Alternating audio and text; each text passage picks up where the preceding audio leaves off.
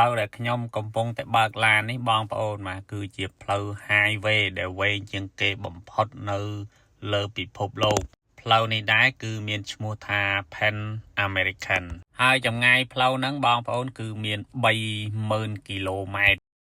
ផ្លូវហ្នឹងគឺឆ្លងកាត់ចំនួន14ប្រទេសបងប្អូនហើយបើសិនជាយើងរាប់ពីការចាប់ផ្ដើមបាទគឺអាចចាត់ទុកថាពីរដ្ឋអាឡាស្កាចាប់ផ្ដើមឬបញ្ចប់ទៅដល់ប្រទេសអាសង់ទីនហើយបើយើងគិតពីប្រទេសអាសង់ទីនមកវិញគឺនៅរដ្ឋអាឡាស្កានេះគឺជាចុងបញ្ចប់នៃផ្លូវ highway ហ្នឹងហើយបងប្អូនគឺឆ្ងាយខ្លាំងមែនទែនអញ្ចឹងហើយបើទោះបីជារដ្ឋអាឡាស្កាដាច់ឆ្ងាយពីរដ្ឋដទៃរបស់សហរដ្ឋអាមេរិកមែនប៉ុន្តែក៏នៅតែមានផ្លូវគោកសម្រាប់យើងបើកបរបាក់មកបានដែរបងប្អូនគឺគេប្រើផ្លូវ highway នេះហើយសម្រាប់ឆ្លងកាត់បាទពីរដ្ឋដទៃមកលេងរដ្ឋអាឡាស្កាហើយក៏ត្រូវឆ្លងកាត់ប្រទេសកាណាដាមួយដែរបងប្អូនទៅបានមកដល់រដ្ឋអាឡាស្កា